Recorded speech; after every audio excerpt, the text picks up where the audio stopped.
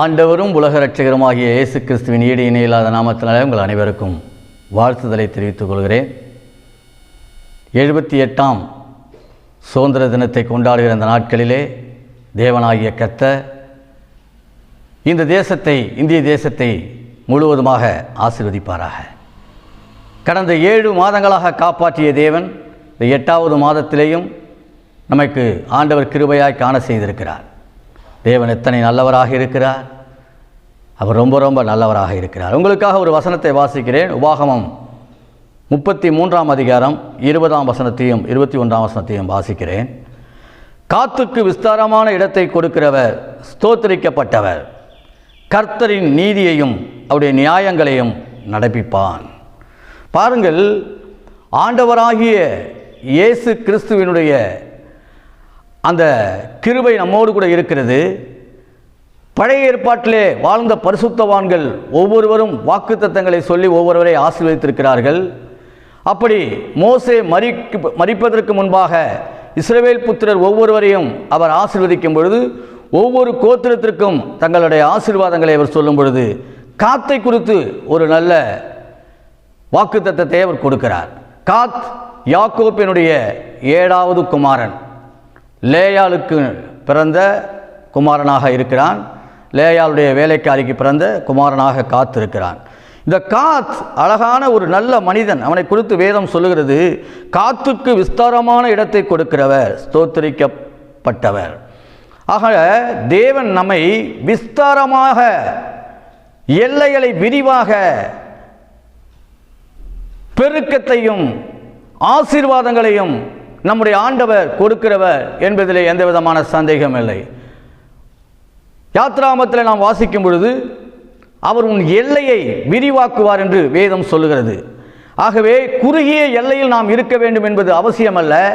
ஆண்டவர் தம்முடைய பிள்ளைகளை விஸ்தாரமான இடத்திலே வைக்கக்கூடியவராக இருக்கிறார். விஸ்தாரமான இடத்துல, பெருக்கமான இடத்துல நம்மை கொண்டு செல்லுகிற தேவனாக இருக்கிறார். ஆனபடினாலே காத்தை குறித்து அவர் சொல்லும் பொழுது, காத்து என்று சொன்னால் ஒரு கூட்டம் அப்படி என்று சொல்லி அர்த்தம். ஆகவே இந்த இடத்துல இந்த வசனத்தை நாம் நன்றாக தியானிக்கும் பொழுது விஸ்தாரமான இடம். இன்றைக்கு நீங்கள் ஒருவேளை வாழ்கின்ற வாழ்க்கையிலே நெருக்கத்தோடும் கஷ்டத்தோடும் பாடுகளோடும் பட்டினியோடும் பலவிதமான போராட்டங்களோடு நீங்கள் வாழ்வில்லையானால் ஆண்டவர் உங்களுக்கு சொல்லுகிறார், உன்னை நான் விஸ்தாரமாக்குவேன், உன் எல்லைகளை விஸ்தாரமாக்குவேன், உனக்கு ஒரு விஸ்தாரமான இடத்தை கொடுப்பேன் என்று ஆண்டவர் சொல்லுகிறார். பாருங்கள், குறுகிய எல்லையிலே வாழ வேண்டும் என்பது தேவனுடைய பிள்ளைகளுக்கான தேவ திட்டம் கிடையாது. அவர்கள் பெருக வேண்டும், வளர வேண்டும், செழிக்க வேண்டும். இந்த குழந்தை பிறந்தவுடனே அற்புதமாக அந்த பிள்ளைக்கு ஒரு பெயரை அந்த ராகேல் சூட்டுகிறார். அந்த காலங்களிலே பாருங்கள், குழந்தை பிறந்ததையும் அந்த குழந்தைகளுக்கு அவள் என்னென்ன பெயர் சூட்டினார்களோ அதுபோலவே அந்த பிள்ளைகள் ஆசீர்வாதமாக இருந்திருக்கிறது. பாருங்கள், வேதவசனம் சொல்லுகிற வண்ணமாக ஆதியாகமம் 30ஆம் அதிகாரம் 11ஆம் வசனம் சொல்லுகிறது, அப்பொழுது லேயாள் ஏராளமாகிறது என்று சொல்லி அவனுக்கு காத்து என்று பெயரிட்டாள். ஹல்லேலூயா! இன்றைக்கு ஏராளமாகிறது. அப்படியானால் அந்த பெயருக்கு அர்த்தம் ஏராளமாகிறது, பெருகுகிறது, வளருகிறது, செழிக்கிறது, உயருகிறது. அப்படி என்ற அர்த்தங்களிலே அந்த பெயரை காத்துக்கு லேயாள் சூட்டுகிறார். எனக்கு அன்பான தேவனுடைய பிள்ளைகளே, இன்றைக்கு உங்கள் வாழ்க்கை ஒரு குறுகிய எல்லைக்குள் இருக்கிறதா? உங்களுடைய ஊழியம் குறுகிய எல்லைக்குள் இருக்கிறதா? உங்களுடைய தொழில் குறுகிய எல்லைக்குள் இருக்கிறதா? உங்களுடைய வியாபாரம் குறுகிய எல்லைக்குள் இருக்கிறதா? உங்களுடைய வீடு அல்லது குறுகிய எல்லைக்குள் இருக்கிறதா? உங்கள் பிள்ளைகளுடைய வருமானம் குறுகிய எல்லைக்குள் இருக்கிறதா? இன்றைக்கு ஆண்டவர் சொல்கிறார், நீங்கள் முதலாவதாகவே அவருக்கு ஸ்தோத்திரம் செலுத்திவிட வேண்டும். தேவன் எங்களை விசாலத்திலே கொண்டு வந்து வைப்பார், எங்களை விரிவாக்குவார், எங்களை பெரிதாக்குவார், வலதுபுறத்திலும் இடதுபுறத்திலும் இடங்கொண்டு பெருகும்படி செய்வார் என்று சொல்லி நீங்கள் ஒவ்வொரு நாளும் ஆண்டவரை ஸ்தோத்தரித்து கொண்டே இருப்பீர்களானால், காத்தை குறித்து இங்கே சொல்லப்பட்டது போல காத்துக்கு விஸ்தாரமான இடத்தை கொடுக்கிறவர் ஸ்தோத்திரிக்கப்பட்டவர். அப்ப விசாலமான இடத்தை கொடுப்பார் என்று சொன்னால், ஒரு உயர்வை கொடுப்பார் என்று சொன்னால், ஒரு மேன்மையை கொடுப்பார் என்று சொன்னால், ஒரு தேசத்திலே பழுகும்படி பெருகும்படி செய்வார் என்று சொன்னால், அந்த பெருக்கம் ஆண்டவரோடு நெருக்கத்துக்கு நேராக வழிநடத்தக்கூடியதாக இருக்கிறது. ஹல்லேலூயா. இன்றைக்கு அநேகருடைய வாழ்க்கையில் தேவன் கொடுத்த கொடையை பிடித்து கொண்டு தேவனை விட்டுவிட்டபடினாலே அநேகருடைய வாழ்க்கையில் ஆசீர்வாதம் கிடையாது, அநேகருடைய வாழ்க்கையில் நிம்மதி கிடையாது, அநேகருடைய வாழ்க்கையில் தோல்வி, பிரச்சனை, போராட்டம். ஆனால் இது போன்ற காலகட்டங்களிலே என்ன செய்ய வேண்டும்? தேவன் நம்மை உயர்த்தும் பொழுதெல்லாம் நம்மை தாழ்த்தி தேவன் செய்த நன்மைகளுக்காக அவரை ஸ்தோத்தரிக்க வேண்டும். வசனம் சொல்லுகிறது பாருங்கள், 21ஆம் வசனத்திலே அங்கே சொல்லப்பட்டிருக்கிறது, கர்த்தரின் நீதியையும் அவருடைய நியாயங்களையும் நடப்பிப்பான். எதற்காக உங்களை உயர்த்த வேண்டும் ஆண்டவர்? எதற்காக நீங்கள் பெருக வேண்டும்? எதற்காக உங்கள் விஸ்தாரமாக வேண்டும்? எதற்காக நீங்கள் மேன்மையாக இருக்க வேண்டும்? எதற்காக உங்களுக்கு வருமானம் அதிகமாக வேண்டும்? எதற்காக தேசத்திலே உங்களுக்கு உயர்வு வேண்டும்? தலையே நிமிர்த்தப்பட வேண்டும் என்று சொன்னால் நீங்கள் செய்ய வேண்டிய ஒரு காரியம் கர்த்தரின் நீதியையும். ஹல்லேலூயா. தேவ பிள்ளையே, கர்த்தருடைய நீதியை நீ செய்ய வேண்டும். கர்த்தருடைய நீதியின்படி நடக்க வேண்டும். ஒரு இடத்துல கர்த்தர் உங்களை வைத்திருக்கிறார் என்று சொன்னால் நீதி நெறி தவறாத, அதான் பைபிள் சொல்லுது. வேதபாரகர் பரிசேயர் என்பவருடைய நீதியில் உங்கள் நீதி எப்படி இருக்கணும்? அதிகமாக இருக்கணும். இன்றைக்கு பாருங்கள், ஒரு அரசு அலுவலகங்களுக்கு சென்று பாருங்கள், ஏதோ ஒரு முக்கியமான இடங்களிலே சென்று பாருங்கள், அநேகர் இருக்கிறார்கள், அவர்கள் கிறிஸ்தவர்கள் என்று சொல்லுகிறார்கள். ஆனால் அங்கே அவர்களை குறித்து நாம் கேள்விப்படுகிற சாட்சி நீதியின்மை. ஆனால் ஆண்டவர் சொல்றார், உங்களை கர்த்தர் உயர்த்தி இருக்கும் பொழுது நீங்கள் நீதியையும் அவருடைய நியாயங்களையும் நடப்பிக்கும்படியாக தான் கர்த்தர் உயர்த்துகிறார். ஹல்லேலூயா.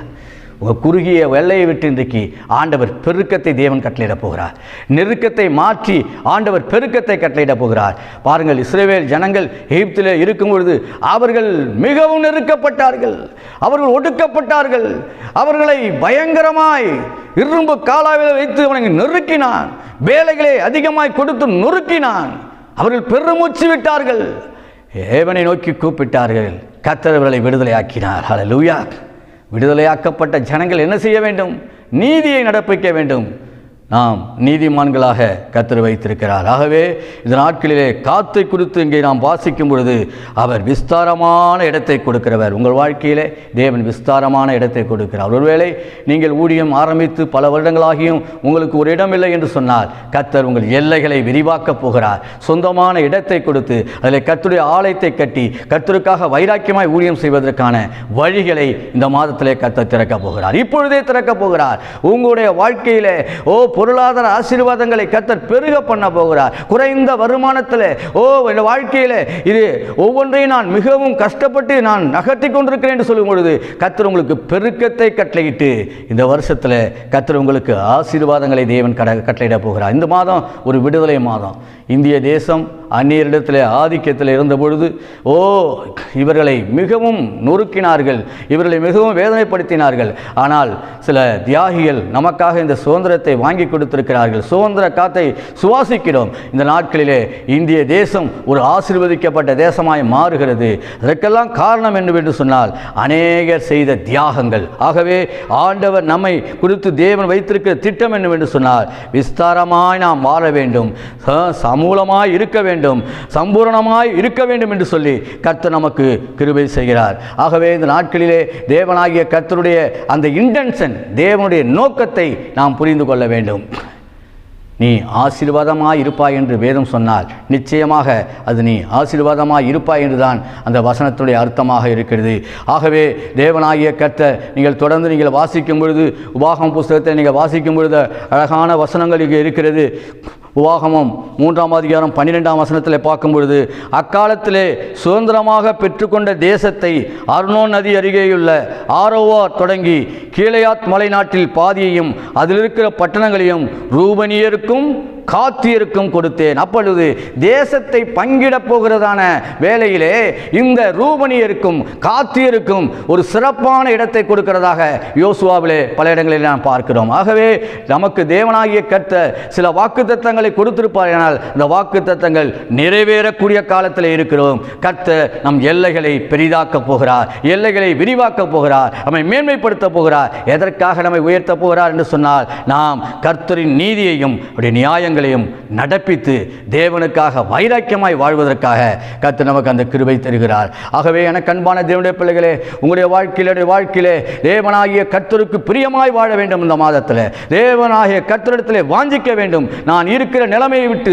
ஒரு மேலான நிலைமைக்கு வர வேண்டும் என்று சொல்லி, ஒருவேளை நீங்கள் வாடகை வீட்டில் இருக்கிறீங்களா, எனக்கு ஒரு சொந்தமான வீடு வேண்டும் என்று சொல்லி ஆண்டவரிடத்தில் கேட்கும் பொழுது சொந்தமான வீடு வாசல்களை ஏற்படுத்தி தருகிறார். பைபிள் சொல்கிறது, அவர் தனிமையானவர்களுக்கு வீடு வாசல்களை ஏற்படுத்தி கொடுக்கிறார் என்று வசனம் சொல்கிறது. அந்த வசனத்தை நீங்கள் உச்சரித்து அறிக்கையிட்டு நீங்கள் தேவனிடத்திலிருந்து நன்மையை பெற்றுக்கொள்ள வேண்டும். ஒரு வேலையில் என்று சொன்னால், நீ கைட்டு செய்கிற வேலையிலெல்லாம் உனக்கு ஆசீர்வாதம் கட்டளையிடுன்னு சொன்ன தேவன் உங்களுக்கு அந்த வேலையை தந்து நல்ல வருமானத்தை தந்து உங்கள் தலையை உயர்த்துவதற்கு அவர் போதுமானவராக இருக்கிறார். அவரிடத்தில் நீங்கள் கேட்டு பெற்று ஆசீர்வாதங்களை நீங்கள் அனுபவிக்க வேண்டும் என்று சொல்லி ஆண்டவர் விரும்புகிறார். ஆகவே சுகம் இல்லாமல் இருக்கிறீர்களா, அந்த சுகத்தை தேவன் ஆண்டவர் வாக்கு பண்ணியிருக்கிறார். ஓ ஹல்லேலூயா. ஒருவரும் பலவீனமாக இருக்க வேண்டியதில்லை, எவரும் சுகவீனமாக இருக்க வேண்டியதில்லை.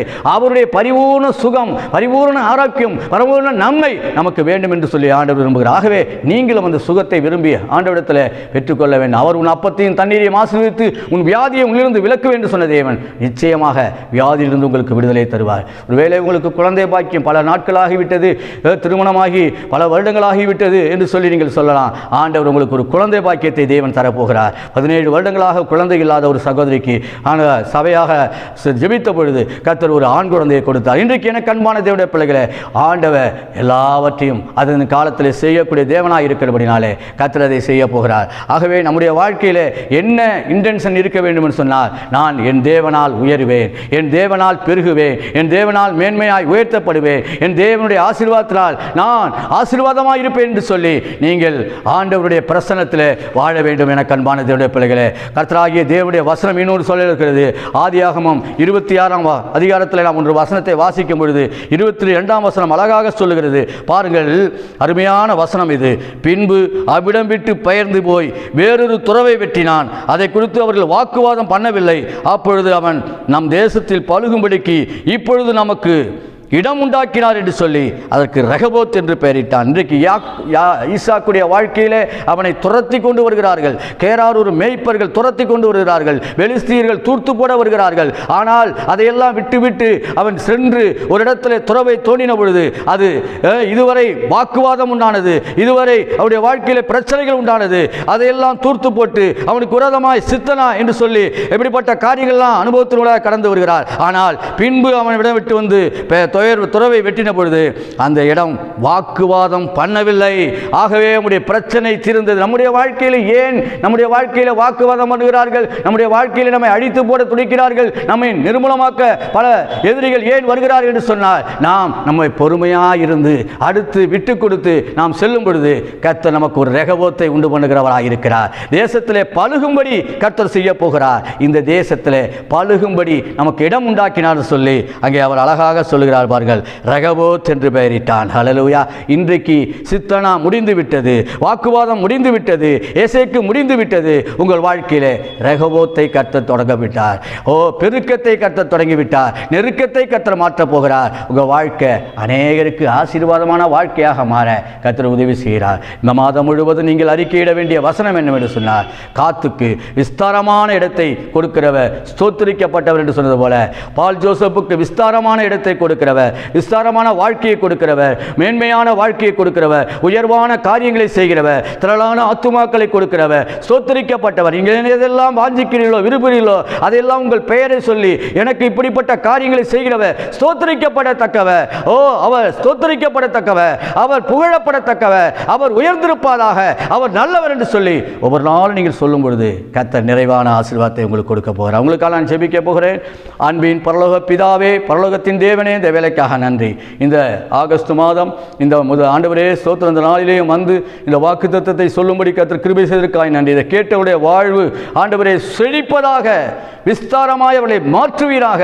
பொருளாதாரத்திலே, அவருடைய சுக வாழ்விலே, நன்மையான காரியங்களிலே, பிள்ளைகளுக்கான காரியங்களிலே, குடும்பத்திற்கான காரியங்களிலே, சபைக்கான காரியங்களிலே ஒரு விஸ்தாரத்தை, ஒரு பெருக்கத்தை, ஒரு எல்லார்ச்சை ஆண்டவரே ஸ்தோத்திரம் என் தேவன் கட்டளையிடும்படியாக நாங்கள் ஜெபிக்கிறோம். வலதுபுறத்திலும் இடதுபுறத்திலும் இடங்கொண்டு பெருகும்படி கர்த்தர் ஆசீர்வதிங்க ஆண்டவரே. அப்பா, தேசத்தில் பழுகும்படி பெரிய இடம் உண்டாக்குங்க ஆண்டவரே. நன்மையும் கிருபையும் தொடரட்டும் ஆண்டவரே. அப்படி இவர்களை ஆசீர்வாதமாக வைக்கும் பொழுது நாங்கள் நீதியையும் நியாயங்களையும் நடப்பிக்கும்படியாக கர்த்தர்களுக்கு நீர் கிருபை செய்ய போறதுக்காக நன்றி செலுத்துகிறோம். ஒருவராகிலும் ஆண்டவரே உடைய வார்த்தையின் ஆசீர்வாதங்களை, நன்மையை இழந்து போகாதபடிக்கு, உடைய கிருபையை இழந்து போகாதபடிக்கு உம்மை பற்றி கொள்ள கர்த்தர் உதவி செய்யுங்க. தொடர்ந்து ஆளுகை செய்யுங்க. இயேசுவின் நாமத்தில் ஜெபிக்கிறோம் நல்ல பிதாவே. ஆமேன், ஆமேன், ஆமேன்.